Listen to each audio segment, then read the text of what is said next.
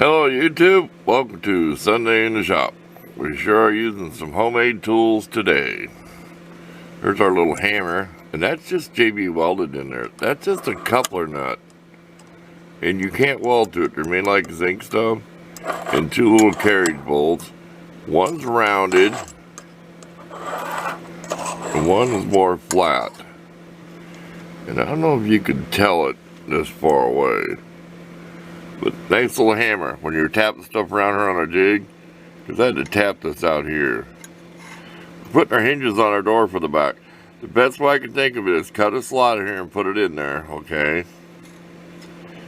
And then, this is whatever measurement, and then make sure it's even. So, it doesn't matter. Say I wanted it to go in a half inch, it doesn't matter if it is all the way, as long as it's even. And these holes are about the same distance from here to the edge of there. And I got lucky. These clamps just cleared the bolts did. And it's like a 4-inch piece. You can always make new holes in it. But my little wrench I put together, I need to grind a little bit more out of the wrench because it catches on the nut. These nuts get like little burrs and stuff, so I need to just make the wrench a little bit bigger instead of grinding on the nut. Or like I said, I could smooth or file on them. They're the ones that stay in the little kit all the time. And you've all seen the little kit, the little box that has all the stuff in it. So we're gonna go out and spot weld this. I think we can reach it on both sides. We like to do the end. And these will eventually be ground at an angle.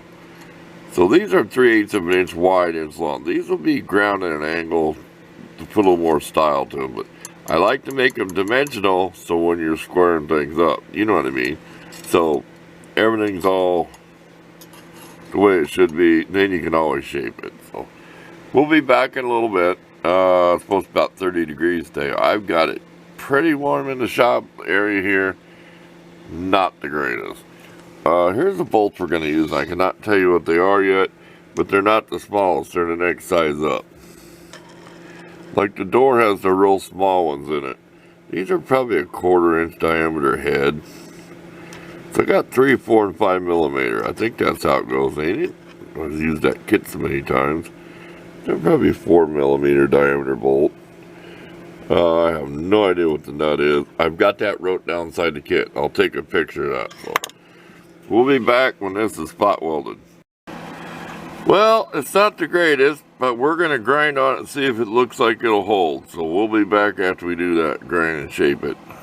I think it'll be alright. We're welding on A, the lowest setting, because that's 1/16 of an inch thick. That's just for my reference, so I remember when I watched the video what setting I use.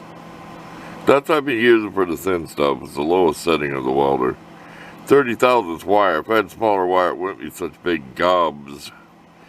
Gobbo weld. Okay, we're halfway there. We're not too worried about what the welds look like on the back. This is longer this way out the side so I can grind it to fit. But the bottom's pretty straight. I put the straightest edge towards the bottom. It's kind of hard cutting this that much length out with these cutter discs I use, but it's possible.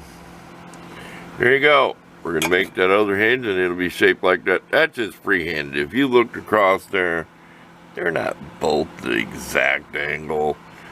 I'll play with it a little bit more, but you do have to grind a lot of weld away, but you have to get it welded in there. And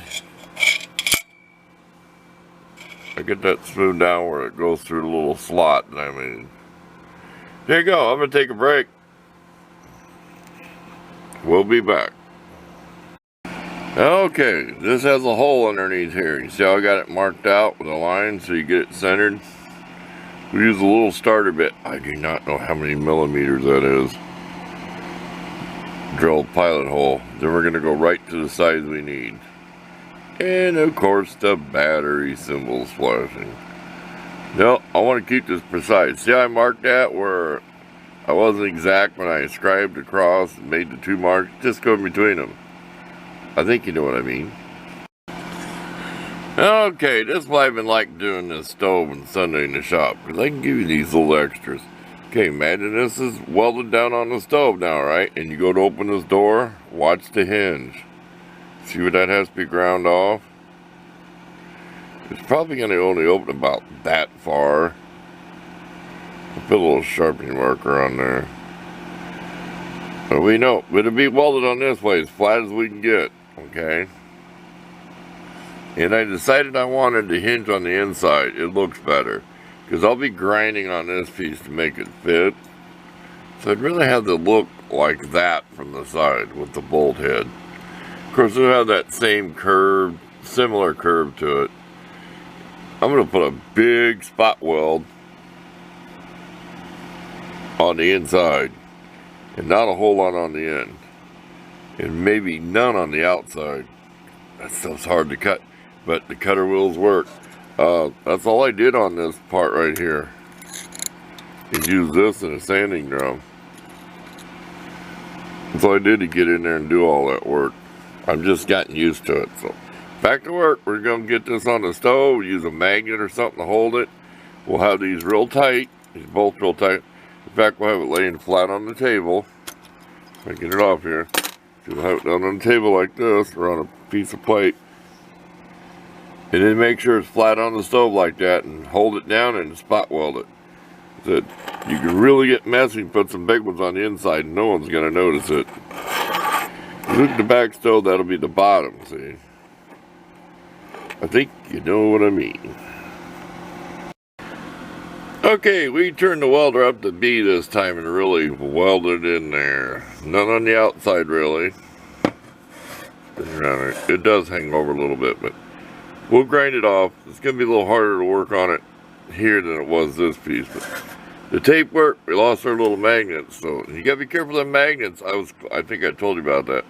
I got close to one of them little neodymium magnets one day. Oh, the sparks flew everywhere. The welder just went wacko. So be aware of using magnets around a MIG welder. Okay, let's grind this off. We'll get the hinges ground so it opens right. So we'll have to unbolt this, get the tape off. We'll be back. And there you go. Open and close. That's all the farther it needs to open, about 45 degrees.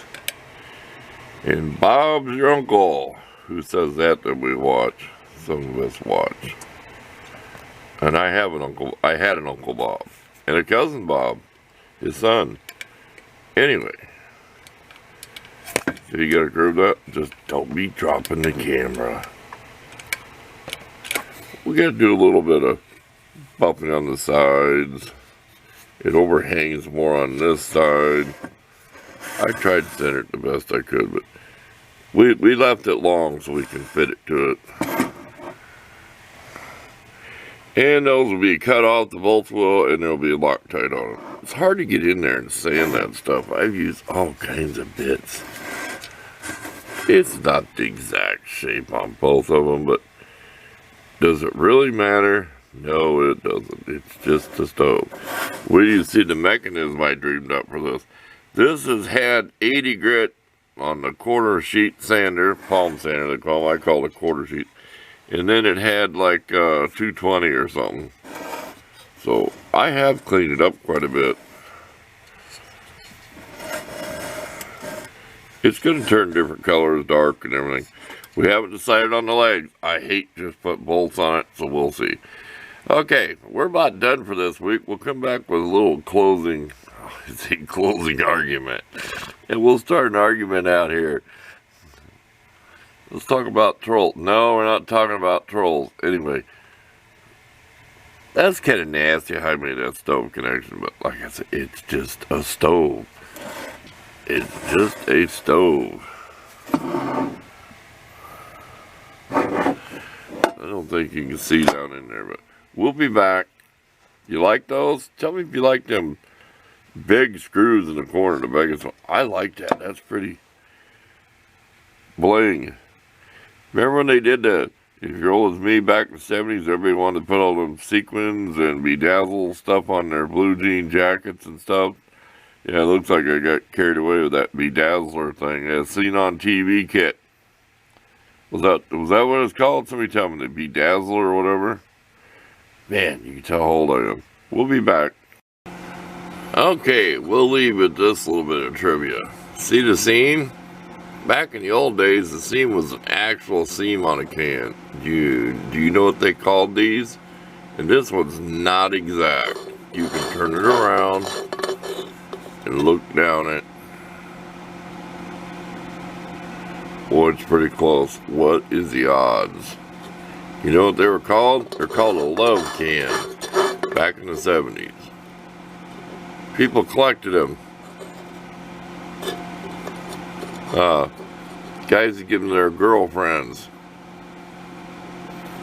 My sister had about a dozen Pepsi cans because her boyfriend, the neighbor, I'd charge him a half pack of cigarettes or $2, whatever he had in his pocket if I had one. I had one that was exact. It was exactly. And here's another bit of trivia. My oldest brother, sometime in the 80s, had a can that was double topped. He started pulling the tab out. It was when you still had the ring tab. It was probably late 70s, early 80s. When you had the actual ring and you pulled the tab up, he started pulling the tab over, and he noticed there was another thing down below it. So he left it halfway open to show people. Double capped on the top. But there you go. That's what they were called, a love can. Not exact, but pretty darn close. I probably won't save it. Thanks for watching. We're out of here. We're going in the house. Get this thing put in the computer so we can get it uploaded late tonight.